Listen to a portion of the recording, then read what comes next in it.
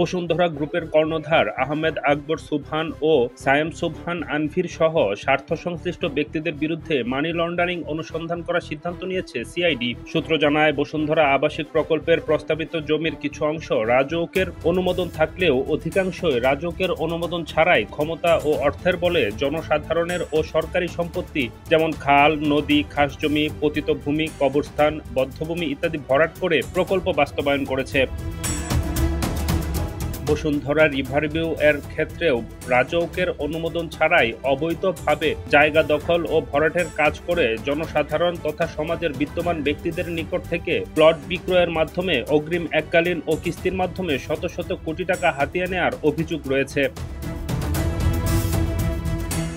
বসুন্ধরা আবাসিক এলাকার বিভিন্ন ব্লকে ইস্ট ওয়েস্ট প্রপার্টি লিমিটেড কর্তৃক বিপুল পরিমাণ জমি দখলের অভিযোগ পাওয়া যায়, যার আনুমানিক মূল্য ১.৫ লাখ কোটি টাকার বেশি।